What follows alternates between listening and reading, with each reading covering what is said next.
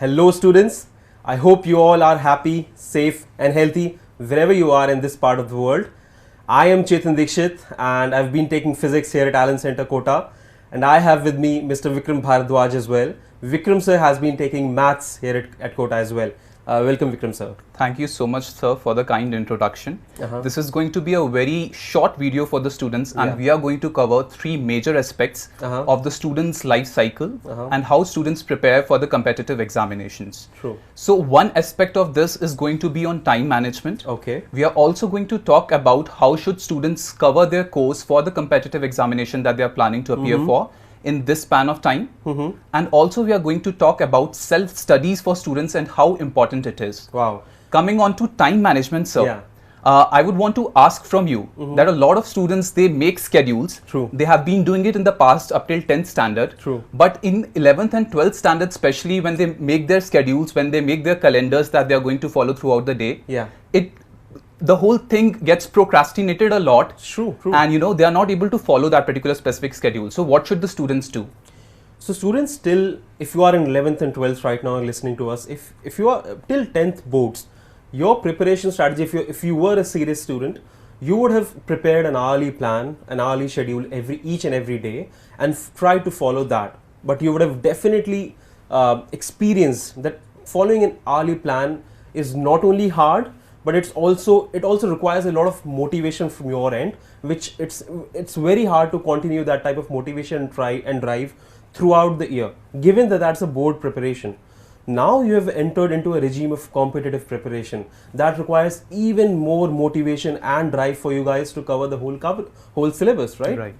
And on top of that, it's not a factual learning syllabus. It's a very, very, very application-based syllabus where you not only need to expose yourself to a lot of variety of content in 3 different subjects, but you also need to comprehend that, absorb that, and apply those concepts in different applications and scenarios. So it's really hard as a preparation.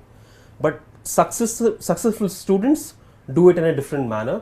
And that's something that's called slot-based preparation. And I would like Vikram sir to talk more about slot-based preparation. So, sir, most of the rankers that have been produced from the Allen Career Institute in the past, what they have done is that, they follow certain academic slots, which they kind of attach to their daily routines. For example, in the morning, if they wake up, they don't make an early schedule wherein, from 7 to 8, they cover physics, a particular concept in physics. From 8 to 9, they cover a particular concept in chemistry. That's not what they do. They make small academic slots. For example, they are going to brush their teeth. So there would be an academic slot of 10 minutes before that and 10 minutes after that. And within these 10 minutes, they would target that they would, do 20 MCQ questions. For example, the student is preparing for NEET. So the student would, attempt MCQ questions of biology just 10 minutes prior to brushing up the teeth. And just after 10 minutes, he would attempt 10 MCQ questions of chemistry, because these are more, memory-based subjects and a lot of application is not required. So that's how, they make up academic slots and attach it to every single routine that they are doing, whether it be, having lunch, whether it be, attending the school classes. So that's how they make your slots of 15 minutes or 3 to 4 hours or a couple of hours, whatever suits you and your daily schedule, right? And that is something called immersive learning. We'll also talk about immersive learnings in our future sessions as well. Post that, you also have to realize that the world has moved on, and the competitive preparation has moved on from theory-based examination to practice and application-based examination. And this is where I think you should focus a lot on solving quality questions and question banks as well. Don't only stick to your books and keep reading chapters. That doesn't serve a lot of purpose. Go through the chapter very quickly and then jump onto questions again. This also brings in the fact that you also have to only expose yourself to limited quality text. You don't have to buy all the course content that is available through various different publications. Just go for some very, very specific and good quality content, and that should be it for you, because at the end of the day, it's not theory, it's application. So you just go through quality theory and apply it, right? So just take either 1 or 2 good books, and at the same time, just 1 good preparation material from any of the publications. There are so many publications available out there. You can get in touch with us and we can also counsel you on that. Right? Then comes there's one also very important thing in time management. It's that if you are planning to appear for JEE or NEET, schedule your preparation self-studies or preparation timing as such, so that they match the examination timings of that exam as well. For example, if JEE is going to happen in 9 to 12 and 2 to 5 slots in IST, you should also plan your studies according to that if that's feasible, if not somewhere around that, so that your mind sort of gets trained to be at its peak, intellectual peak in those timings. Makes sense. So I think these things are very important when it comes to time management. I hope apply this in your daily study schedule, and I hope it will help you a lot. Yeah, I think so that definitely makes sense. Yeah.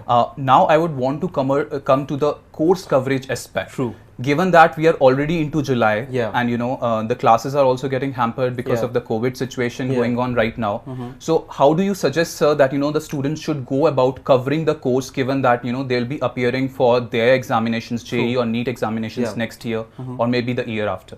Firstly, I think we should start off with not assuming a lot of things. Just cut that clutter aside. You should rather focus on the standard, normal, usual timelines. For example, if you're ceteris paribus is something that we'll also talk about in the future sessions. Assume that everything will be as they used to be in the past. Don't discount a lot of COVID situation into your study preparation, right? If you are in class 11th, assume that your JEE is going to be happening in January 2022 or May 2022. Okay. Similarly for NEET, if you're NEET in class 11th or if you're in class 12th, next year's NEET will happen on the same schedule that used to happen in the earlier years as well. So be very focused about that. If you plan as per that schedule, you'll be able to cover your the whole complete course, right? Right. Then I think we have also brought in a lot of things in our Allen Digital program that we are bringing for overseas also. Yeah. Allen Digital program, as you would also know, you guys know, will be launching from 5th of July for class 11th and 12th, and 12th of July for class 9th and 10th. We know it's already July, so the way we have sort of scheduled our concept classes and doubt sessions is to ensure that we cover the whole course by January. And for you people who are either associated with us or not, the best thing would be to have not only weekly targets but also monthly targets. Divide your subject in 8 to 9 parts and try covering all those parts every month.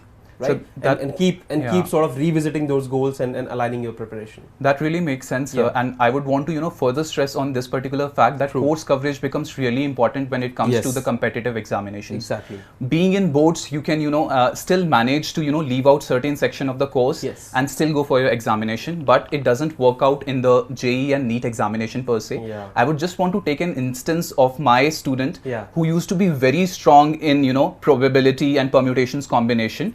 Right, so all his focus and all his reliance used to be on these particular topics only. Yeah. But when the final examination came in, the questions that came from these topics were so hard that hardly any student could actually crack those particular questions. True. So just reliance on few particular topics doesn't really make sense when it comes to competitive examination. And if you have a wide course coverage, you're very sure that from certain sections the questions would be on the easier side, whereas from certain other sections it would be on the difficult side. True. So that's how you go about managing your preparation. Yeah, so the idea is don't try to match it with how you prepared for board. For example, where if you sort of skip 2 chapters, you'll be able to manage the other remaining chapters. This is not how it goes in the competitive preparation. So try to cover, at least go through the whole course once in your preparation timeline. Yeah.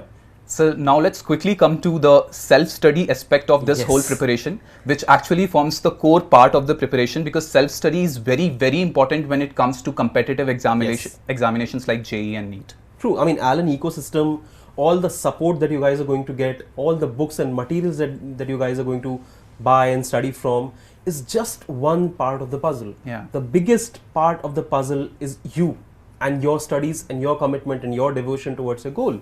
Right? So at the end of the day, what we believe, Vikram sir and I believe, is that you are your best judge. So when you indulge in your own self-time, when you give yourself a lot of time to reflect upon what you have learnt, right, it gives you a lot of insights. In fact, when you do a lot of self-study, that will rather enable you to use Allen ecosystem better. Just to give you an example, if you are studying a lot of physics by your own, apart from what is being taught in the classes and what is being covered in the doubt sessions, you will get to realize what are the small niggles, what are the different areas, I would say nuances in a concept that you don't know about. And then you can, by having those insights, you can then revisit either your mentors or your doubt teachers or your academic teachers and ask them about that. And this is how you develop a concept. A very striking example is, for example, you must be class 11th students, you all have studied rotation as a subject.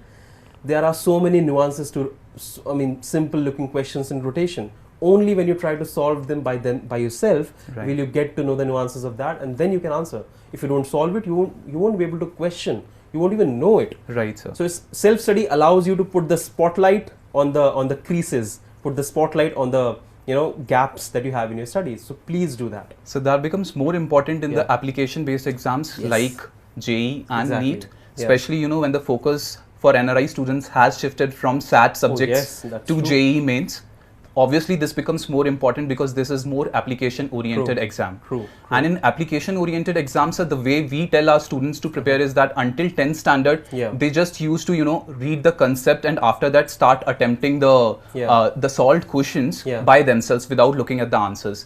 But over here, what we tell our students is that after going through the concept, you give a read to the solutions of the solved examples also, and then maybe attempt the solved examples after 1 or 2 days and see that whether that particular concept has been reinforced in your mind or not. Yeah, I mean, reinforcing a concept is a very important highlight here. Yeah. So I think, sir, we have covered these 3 fundamental tenets of any sort of preparation quite comprehensively today. Yeah. And I hope this gave you quite a bit of insight into how you can schedule and how you can plan your preparation, because it's not a 3-month or a 4-month preparation. It's not a sprint, it's a marathon, right? Yeah. And we guys are going to keep doing a lot of sessions like these so that it helps you and your preparation. If you guys have any doubt, feel free to come back to us. You'll have our contacts visible to you on the screen. Yeah. And I think that's about it. I hope you've all found this session very useful and insightful, and we'll love to hear your feedbacks on this as well. Thank you. Thanks a lot. Thank you.